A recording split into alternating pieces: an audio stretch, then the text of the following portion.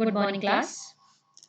Let's continue with the topic of promoters of a company that we were discussing in last class. हमने start किया था basic definition promoter कौन होते हैं, फिर हमने स्टार्ट किया था प्रमोटर के की फीचर्स क्या क्या होते हैं, फंक्शंस, एलिजिबिलिटी क्राइटेरिया, कौन प्रमोटर हो सकते हैं कंपनी के।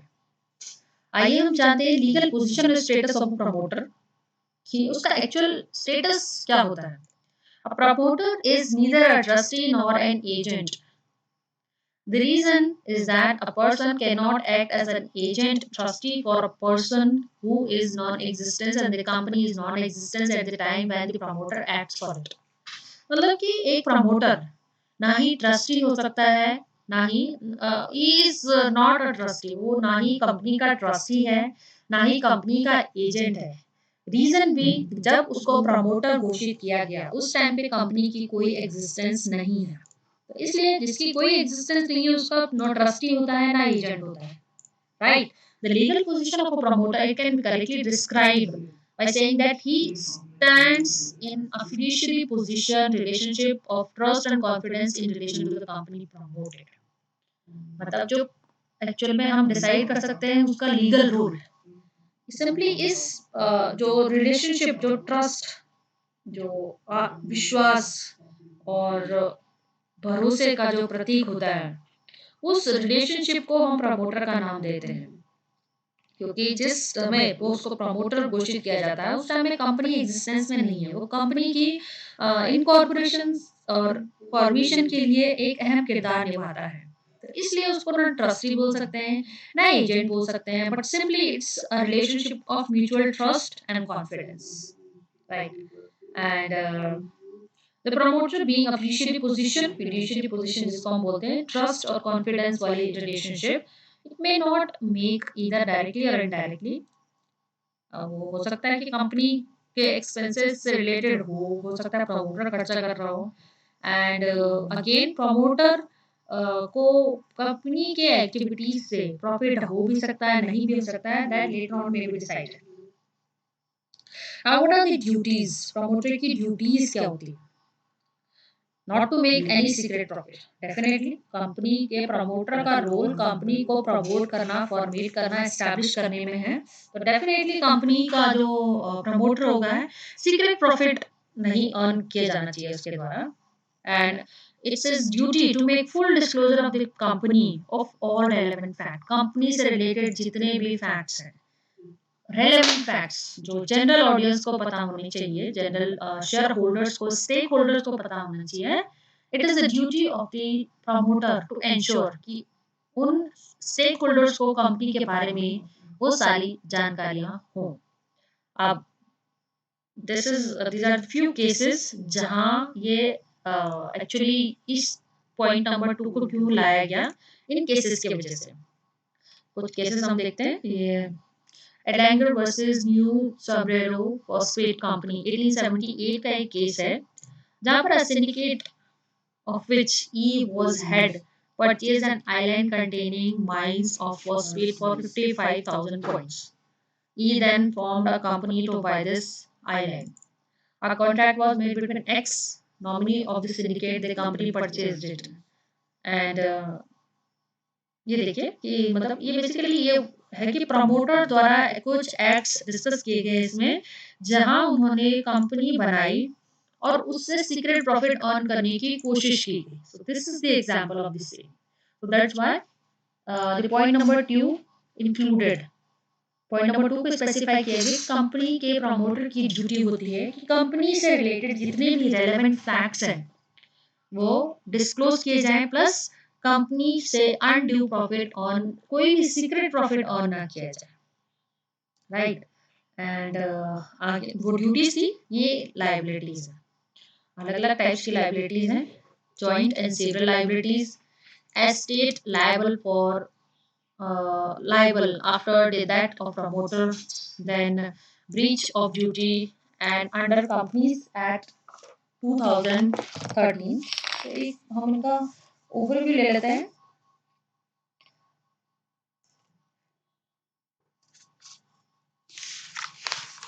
These are the broad categories, ये broad head है जो मतलब एक प्रमोटर की लाइबिलिटीज के अंडर आते हैं, तो जनरली इसमें आती है liability for miss statement in prospectus, कि ये भी प्रमोटर की ही लाइबिलिटी है कि प्रोस्पेक्टस में जो भी कुछ कंपनी के बारे में मेंशन हो, all those things are clearly specified, जो मतलब एग्जैक्ट टर्म्स में होने चाहिए, वेग नहीं होने चाहिए.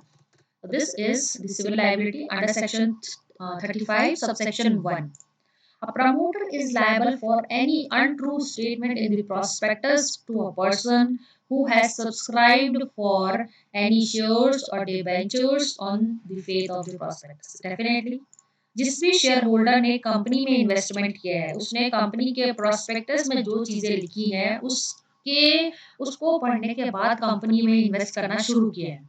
So whatever is written in the prospectus, it is assumed, ये माना जाता है कि जो प्रमोटर है उसने वो सब चीजें पढ़ी हैं और वो सब चीजें सही हैं.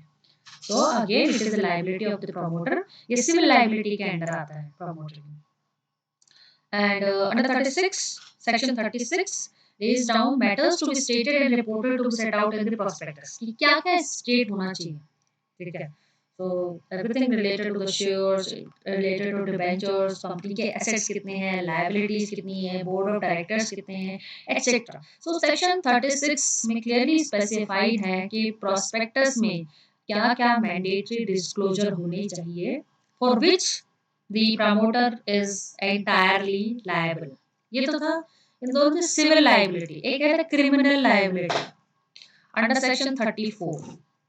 Besides civil liability, criminal liability कहते हैं issue prospectus untrue statement. मतलब कोई भी untrue statement, misleading statement नहीं होनी चाहिए, जो जिससे जो शेयर होल्डर्स हैं या तो स्टेक होल्डर्स हैं, जो भी गवर्नमेंट है, एम्प्लॉय है, उनके मन में भ्रम की स्थिति पैदा हो कि कंपनी का क्या पता ओवर स्टेटमेंट हो, ज्यादा प्रॉफिट शो किया हो या फिर कम प्रॉफिट शो किया हो, एक्सेट्रा. And again, इसके punishments भी हैं, definitely for every wrong things there are punishments. So punishment for fraudulently including person to invest money, जो धोखाधड़ी करना है कि लोगों को fraudulently धोखाधड़ी से लोगों को पैसा इन्वेस्ट करने के लिए इंक्लूड करना, वो अंडर सेक्शन 36 में आता है. And as per section 36, any person either knowingly or recklessly makes any statement, promise, forecast which is false, deceptive, misleading, or deliberately conceals any material fact to induce another person to enter into or to offer enter into, right? मतलब कि कोई भी जो false statement की गई हो किसी individual द्वारा, कि मतलब मैं एग्रीमेंट साइन करूंगा, कि सब्सक्राइब करूंगा, कि अंडरराइट सिक्योरिटीज करूंगा और इन्वेस्ट इन कंपनीज शेयर्स, कोई भी फ्रॉडलेंटली अगर कोई ये सब चीजें स्पेसिफाई करता है, उसकी पनिशमेंट मेंशन है अंडर सेक्शन 36 में. And contravention of the provision related to the private placement. If a company makes an offer or monies in contravention of the provision of private placement, जो section 42 के under जो भी provision है उसके against company जाती है, right. And जब the company shall also refund, subscriber को पैसा भी वापस करना पड़ सकता है 30 डेज के अंदर, एंड उसके बाद अगर पेमेंट करता है तो with interest it has to be paid back.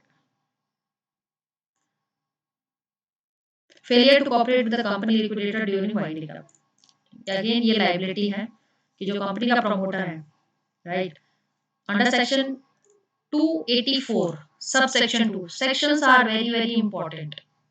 Section 284 subsection 2, जहां प्रमोटर मतलब do not cooperate with the liquidator, जो कंपनी जब कंपनी वाइंड अप होती है तो प्रमोटर का अहम किरदार वहां होता है कि कंपनी का प्रमोटर आगे आके पूरी डिटेल्स बताए कंपनी से रिलेटेड, तो वहां कॉपरेट नहीं करती है.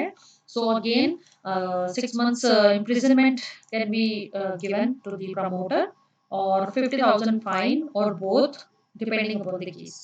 And finally, public examination, promoter may be liable to public examination like any other director. मतलब कि उसको prosecution जो कोर्ट है, कोर्ट के द्वारा पूछताछ के लिए बुलाया जा सकता है related to the transactions of the company.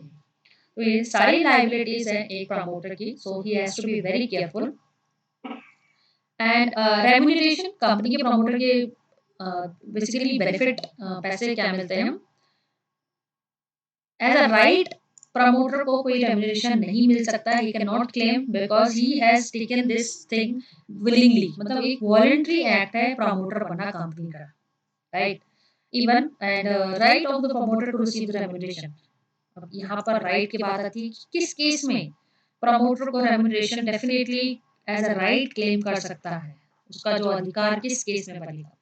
The promoter shall have the right to receive the remuneration if the company after incorporation contracts for remuneration. Simply, company form होने के बाद अगर प्रमोटर और कंपनी के बीच में कोई कॉन्ट्रैक्ट साइन होता है कि कंपनी इनकॉर्पोरेशन के बाद प्रमोटर का रेम्यूनरेशन देगी, तभी प्रमोटर के पास राइट है क्लेम रेम्यूनरेशन अपना क्लेम करने का, else you do not have any right to claim any kind of remuneration. And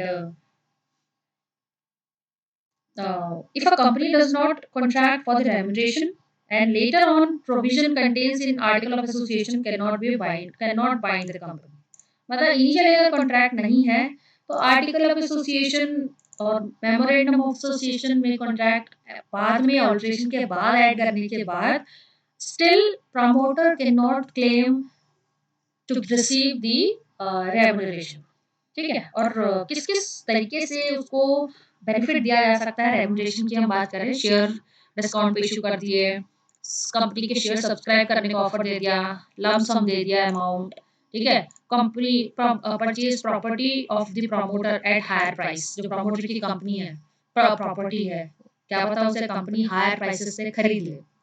and जो प्रमोटर ने शेयर्स बेचे हैं उस पर कमीशन के फॉर्म में, और जो उसने कंपनी जो प्रमोटर ने कंपनी के लिए प्रॉपर्टी खरीदी है उससे रिलेटेड प्रोपोर्शनेट कमीशन के फॉर्म में प्रमोटर को पेमेंट की जा सकती है। So that's all about the role of a promoter in formation of a company. Promoter plays a very important role in formation of a company. So that's all related to the topic of the basic introduction to who are the promoters of the company. And with this, I end this series of the promoter, role of a promoter. Thank you very much.